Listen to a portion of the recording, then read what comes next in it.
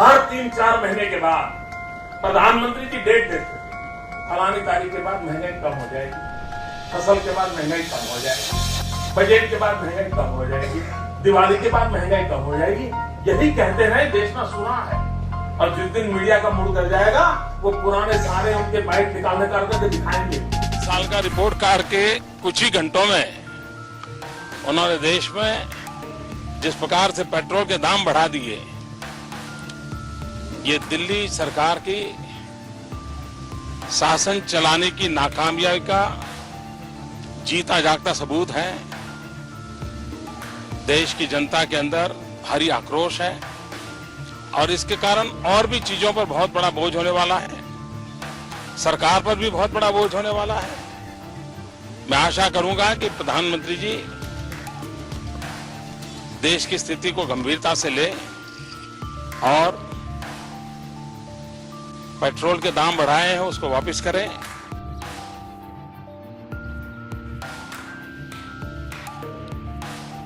माने स्वाभाविक है, पेट्रोल और डीजल की कीमत जब बढ़ती है तो जो दैनंदिन उपभोग की जो वस्तुएं हैं, यानी एसेंशियल कमोडिटीज जिसे बोलते हैं, उनकी भी कीमतें स्वाभाविक रूप से बढ़ती हैं और उसका खामियाजा सर्वाधिक यदि किसी को भुगतना पड़ता है तो जो मध्यम वर्गीय परिवार के लोग हैं उन्हें भुगतना पड़ता है। जो गरीब, जो किसी तरीके से 10 रुपया 20 रुपया प्रतिदिन की कमाई करते हैं, माने उनका तो जीना दूभर ही नहीं होता है, बल्कि सचमुच उनके लिए तो जान है।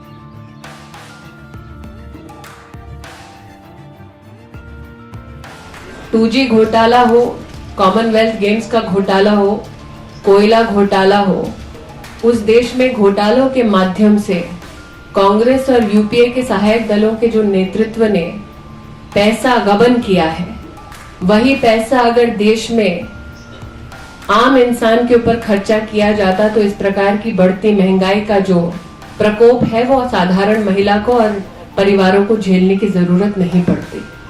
हमने बार बार बढ़ती महंगाई के खिलाफ प्रदर्शन किया है, बार बार कांग्रेस के नेतृत्व से पूछा है कि देश की संसद में अगर देश के प्रधानमंत्री ये बयान देते हैं कि 100 दिन में महंगाई पर वो नियंत्रण पाएंगे और अपने वादे को पूरा नहीं कर पाते, तो ऐसे अर्थशास्त्री प्रधानमंत्री पर देश की जनता किस प्रकार से भरोसा कर सकती है।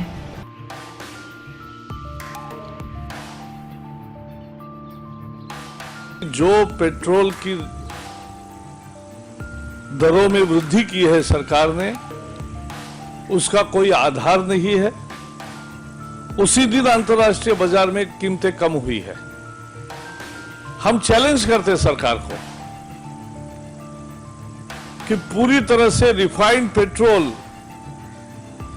दिल्ली में 34 रुपए से मिल सकता है, मुंबई में 36 रुपए से मिल सकता है, तो उसके दुगुने दाम क्यों है?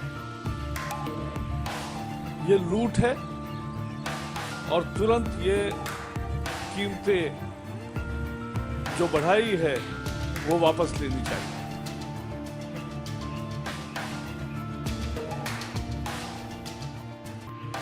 अब सरकार ये बहाना कर रही है कि डॉलर और रुपये में जो अंतर आया है इसके वजह से वो दाम बढ़ा रहे हैं। सरकार को ये भी जवाब देना पड़ेगा कि जब तेल के दाम बढ़ते हैं, पेट्रोल के दाम बढ़ते हैं, तो उससे सरकार दाम बढ़ाने के पर एक्साइज ड्यूटी में मुनाफा भी कमाती, तो दाम बढ़ाने की आड़ में आम आदमी पर जिस तरह का बोझ सरकार डाल रही है, इस सरकार को कोई नैतिक अधिकार नहीं है आम आदमी की बात करने का।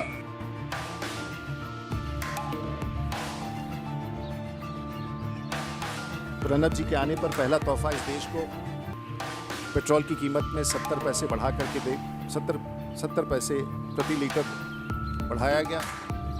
देश का पहला तोहफा था देश के नए राष्ट्रपति का, जिसका हम स्वागत करते हैं। लेकिन सरकार का ये लोगों को ये पहला तोहफा था और उनके कार्यभार संभालने के बाद अब लगता है कि सरकार पेट्रोल के बाद अब एलपीजी और डीजल की भी कीमत बढ़ाने का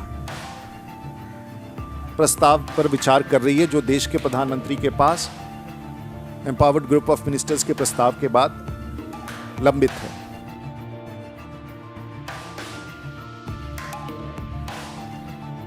बैलगाड़ी की रफ्तार से ये सरकार चल रही है। हम मांग कर रहे हैं कि कम से कम 8 रुपए पेट्रोल डीजल के ऊपर उनको कम करने चाहिए और दिल्ली की सरकार को राहत देनी चाहिए। पिछले दिनों उन्होंने, आपने देखा होगा, भारी बढ़ोतरी करी थी टैक्सों के अंदर और अब उनको ये छूट देनी चाहिए। अगर हम करें तो करें क्या, बोले तो बोले क्या? झूठ बोलो, बार बार झूठ बोलो, हर जगह पे बोलो और जोर जोर से बोलो। वाह मोदी जी वाह, वाह।